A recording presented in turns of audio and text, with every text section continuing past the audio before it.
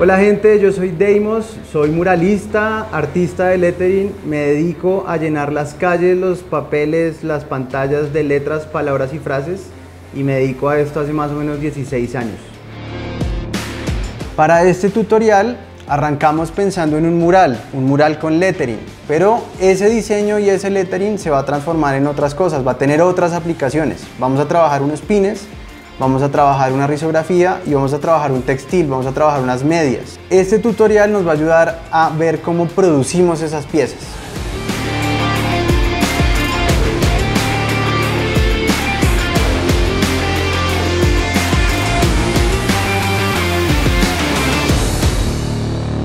El diseño del mural es un diseño súper colorido y súper expandido en el cual trabajé con una paleta de color de acuerdo a la paleta de color con la que trabajo generalmente las pinturas en aerosol. ¿Esto qué quiere decir?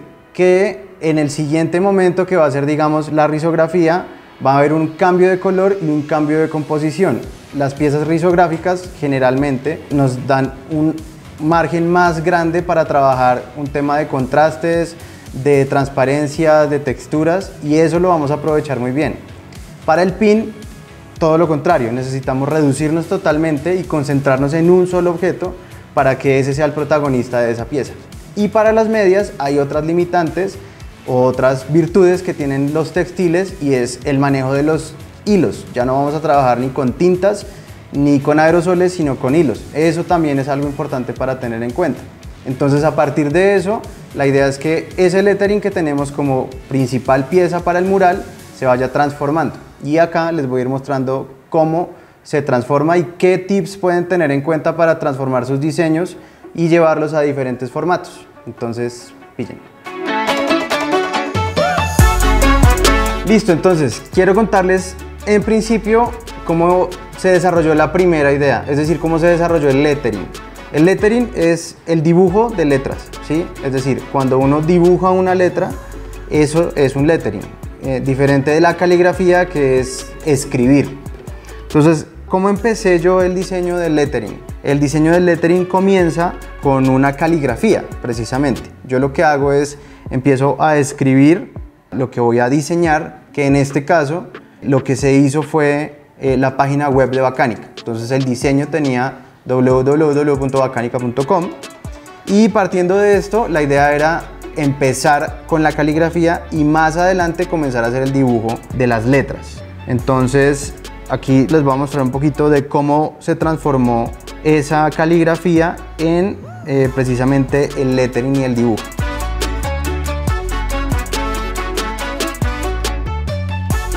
Uno de los estilos con los que yo más trabajo viene del brush pen. El brush pen es un marcador de punta pincel que nos ayuda pues a generar unos trazos y unos contrastes que son muy característicos del lettering y del estilo que yo manejo, ¿sí? Entonces, comencé con eso y decidí irme como por este estilo para crear toda la pieza, para tener un poquito de unidad, y ya después de esto poder empezar a trabajar el tema de composición y de color. Aquí lo que hice fue dejar el diseño lo más limpio posible en el iPad. Para esto me ayudé de Procreate, que es una herramienta con la que trabajo generalmente para hacer bocetos. No me gusta finalizar mucho en Procreate porque pues soy más como de trabajo vectorial. Entonces esto me sirve a mí como una gran referencia para arrancar y para poder diseñar algo lo más rápido posible y luego pasarlo al compu, y en el compu ya empezar a desarrollar lo que les decía de color y composición. Acá ya tengo, digamos, hecha la parte caligráfica del diseño, y yo comienzo a trabajar un poquito sobre esa base caligráfica, comienzo a dibujar. ¿Para qué me sirve el dibujo? Para comenzar a trabajar un tema de contrastes y de formas, y de contraformas sobre todo. Entonces ahí es donde empieza realmente la transformación del diseño y del dibujo, ¿sí? ¿Esto para qué me ayuda a mí? Para yo poder tener un paso mucho más, llamémoslo, crudo, antes de pasar al computador. Así es como comienza un diseño de lettering para mí. Una vez hecho el diseño acá en el iPad, que ese boceto crudo lo paso aquí al compu, y la mejor herramienta con la que yo trabajo es Illustrator. Entonces, cuando tengo esto, pues comienzo un trabajo de vectorización y de este, que es el diseño crudo, se termina transformando en esto. Esto es el primer acercamiento del lettering como tal. Digamos que aquí la pieza ya está finalizada. Le hace falta crear un fondo, llamémosle, porque esta pieza está pensada en un inicio para un mural. Entonces, digamos que el fondo plano de un color, pues a mí no me conviene mucho, no me gusta mucho, me gusta trabajar un poco el tema de color, sobre todo, y que sea un punto muy fuerte a las personas que van transitando por la ciudad. ¿Cómo hago para que los colores de la pantalla finalmente me puedan reflejar los colores que van a quedar en la realidad? Me baso y me ayudo de las paletas de color que traen los aerosoles con los que yo trabajo normalmente. Uno de ellos es una marca local que se llama Auster. Yo lo que hago es que veo aquí directamente la página, selecciono los colores, hago una captura de pantalla y me voy al diseño y comienzo a trabajar. La otra marca con la que trabajo bastante es Montana Colors y esto precisamente es lo que a mí me ayuda a definir exactamente los colores. Por ejemplo, acá yo lo que hago es escojo estos colores, vengo acá y arranco a trabajar con ellos. Entonces selecciono este color y sé que este va a ser un Erika, que es el que más me conviene en esta paleta de color, ¿sí? Este ejercicio lo repito con todo lo que tenga. Y luego de esto, lo que sucede es que ya comienzo a trabajar un fondo. Defino una paleta de colores. Yo aquí tengo una paleta de colores, digamos, sugerida en los colores, digamos, de pantalla. Y ya cuando comienzo a trabajar, comienzo a decidir qué colores son los que voy a usar realmente. Y con base en esos colores, hago el ejercicio de venir a la paleta de color de la pintura en aerosol que yo uso.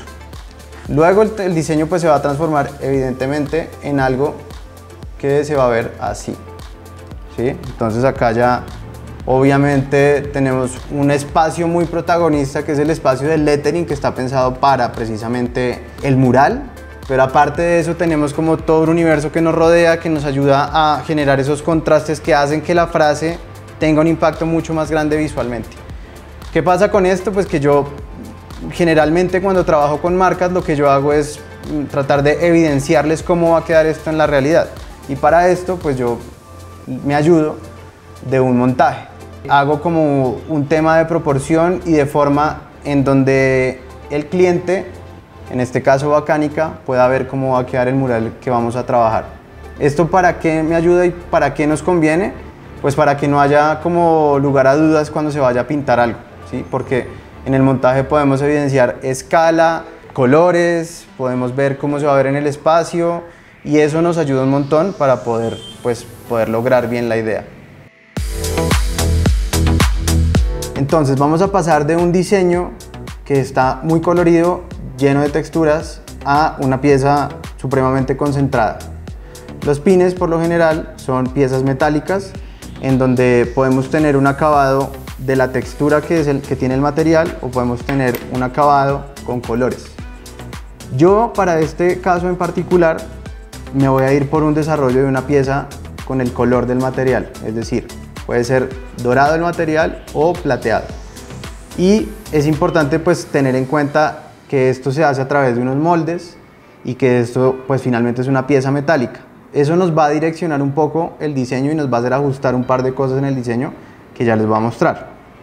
Lo principal es, cuando vayamos a tener el diseño, es abarcar la menor cantidad de elementos posibles para que el pin, como es un elemento muy pequeño, no vaya a perder nada de información, ¿sí? Generalmente los pines pues tienen un tamaño, no sé, pueden ser tamaños muy grandes, pero por lo general arrancan más o menos en los 3 o 4 centímetros de ancho por la proporción que tengamos. Eso es una limitante a la hora del diseño. ¿Qué necesitamos? Poder concentrarnos en el diseño y que todo, absolutamente todo, vaya a resultarnos de la mejor manera. ¿Cómo lo hago yo en este caso? Hago que la línea que tenía en el diseño se convierta en el relieve que voy a tener en mi pin. Y uso un color gris en el diseño en Illustrator para que yo pueda entender cómo va a funcionar la pieza. Generalmente lo que hago es darle un contorno a todo simplemente para saber y para que la persona que va a producir el pin sepa que ese es el límite donde va el corte del molde. Aparte de esto, es importante que todo el diseño que se vaya a mandar esté hecho pues en curvas. ¿Para qué? Para que ellos puedan exportarlo de esa manera. Entonces, ¿qué necesitamos para poder transformar nuestro primer diseño a un pin? Lo primero es reducir la cantidad de elementos con las que vamos a trabajar, tomar una decisión frente a si vamos a trabajar un pin de manera, llamémosla cruda, con el material, o si vamos a usar colores. Si vamos a usar colores, tener en cuenta que los colores son planos y que los elementos muy pequeños no van a salir. Y el tercero es saber cómo podemos mandar esto a una producción. Que es importante que nosotros mandemos esto al tamaño que nosotros queremos que quede, ¿sí? Por ejemplo, aquí esto está de 31 centímetros de ancho, está enorme. Vamos a ver cómo nos queda de 4 centímetros. Queda de 4 centímetros por 2,15 de alto. Es más o menos el mismo tamaño que tenemos en este ejemplo. La siguiente pieza que vamos a trabajar es una pieza que a mí me gusta mucho porque tiene muchas posibilidades, contrario al pin, ¿sí? Esta pieza es la risografía. La risografía es una fotocopia que se puede trabajar con diferentes tintas, ¿sí? En este caso, lo que yo voy a hacer es usar 3 tintas para que podamos evidenciar todo el alcance que podemos llegar a tener en esta pieza. Algo muy chévere de esto es que en la risografía se puede jugar con tramas, con veladuras, con transparencias, y eso hace que la pieza adquiera un carácter, llamémoslo, más artístico. Entonces la pieza arranca de nuevo desde esto, ¿sí? Vamos a tener como eje principal siempre la frase que usamos, el lettering que diseñamos, pero en esta pieza lo que vamos a hacer es poder dejarla como protagonista, pero ayudarnos de los elementos que tenemos en el principio, con ese fondo que teníamos en el principio, y empezar a transformarlo y a empezar a jugar con planos de color, con transparencias y con texturas. Una particularidad es que vamos a trabajar cada color que vayamos a trabajar por capas. Esto nos ayuda a que cuando vayamos a hacer la impresión, o la persona o las personas que van a hacer la impresión, ellos van a imprimir capa por capa sobre el mismo material una y otra vez. Entonces la magia de esto es que esas tintas que se van a usar son las que van a reflejar todo el diseño que nosotros trabajamos. Entonces vamos a trabajar con una capa por cada color. ¿Qué colores escogí para esto? Escogí amarillo, azul y rojo, que son colores que me ayudan a que las piezas se vayan a ver de una manera bastante chévere. Este es un ejemplo del mismo color y por eso escogí los colores para tener una muestra de cómo se podría ver. Cada capa la vamos a nombrar por el color que vamos a usar, amarillo y azul. Hay algo muy importante a tener en cuenta y es que lo que nosotros diseñamos en blanco en el computador tiene que ser un hueco en el diseño. Va a ser el color del sustrato con el que vamos a trabajar. El sustrato es el papel en el que se va a hacer la impresión risográfica. Este papel que yo tengo acá no es 100% blanco. Entonces, cuando yo hago un diseño de este tipo, pues el diseño o las partes que están en blanco, que en realidad son máscaras o huecos, pues van a quedar del color del sustrato. Es importante tener eso en cuenta porque muchas veces olvidamos eso y dejamos simplemente los diseños que son blancos como si fueran blancos y se van a perder en este espacio. Entonces eso es muy importante para tener en cuenta también. En la pieza que trabajamos tengo muchos elementos de cada color y me parece importante que puedan ver capa por capa cómo se ven estos colores. Es decir, aquí tengo los elementos que están en azul. ¿Qué podemos hacer o qué alcance tenemos? Nosotros tenemos un azul puro como este y nos vamos a ayudar de una herramienta de transformación que tiene Illustrator que se llama multiplicar. ¿Eso qué hace? Que el color que tiene el diseño va a comenzar a interactuar con otros colores que tenga frente o detrás. Por eso se van a formar, este tipo de elementos se van a ver más reforzados porque tengo un color en un porcentaje que interactúa con otro color en otro porcentaje y le aplicamos ese multiply y nos va a generar este tipo de efectos que a la hora de imprimir pues van a verse bastante atractivos. Esta es la capa de color azul. Cuando le sumamos el amarillo, entonces ya comenzamos a ver otros elementos, entonces ya empezamos a ver verdes, empezamos a ver unos verdes más saturados, que es simplemente la superposición de tintas a la hora de imprimir. Eso hace que nuestra pieza pues finalmente sea muy rica a nivel cromático, y con 3 colores se puedan lograr cosas increíbles. Otra recomendación que les hago es que, si bien yo estoy trabajando en Illustrator en este momento, necesitamos mandar el archivo en un PSD. ¿Para qué?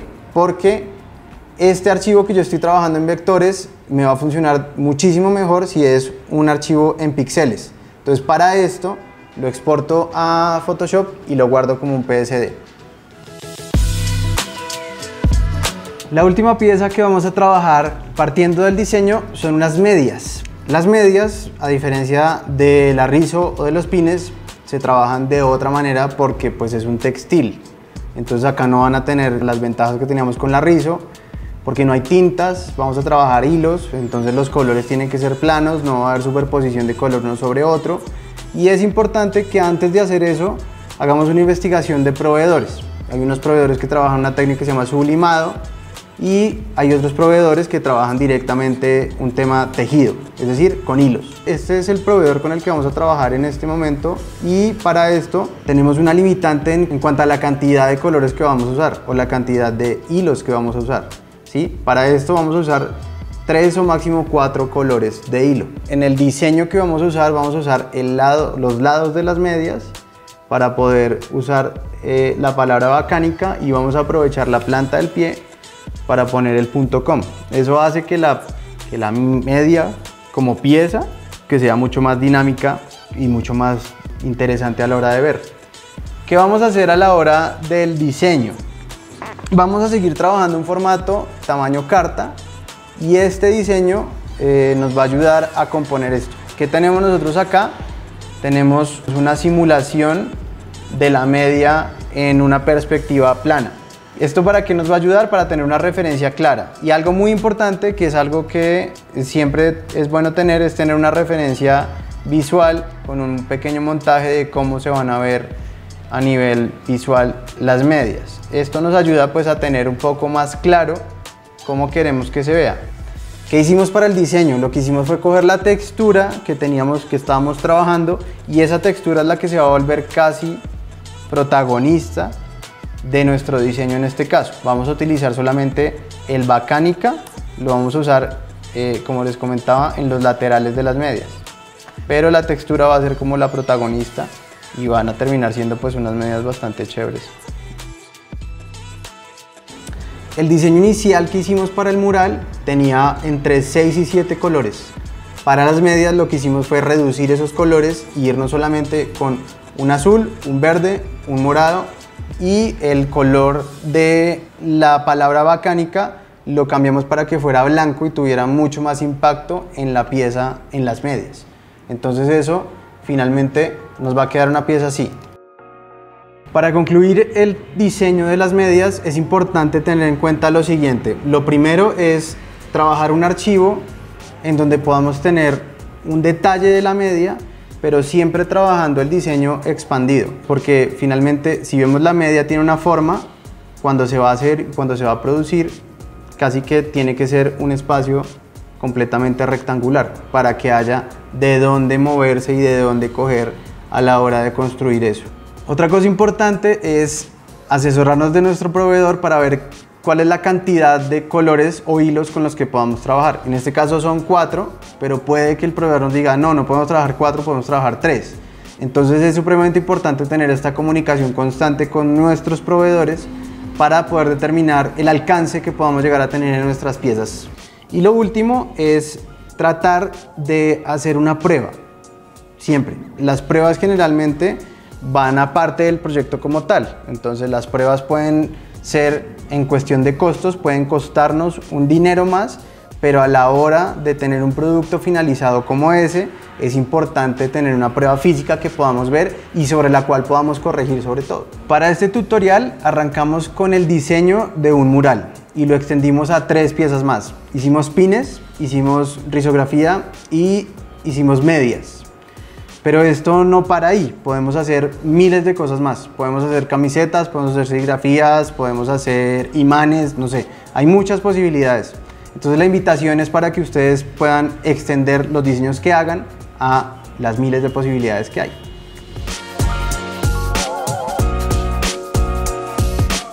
Bueno, acá termina este tutorial, espero que les haya gustado. Los invito a que vean otros tutoriales de Bacánica en su canal de YouTube. Hay otros artistas y otros diseñadores, entonces dense una vuelta por allá y píllenlos todos.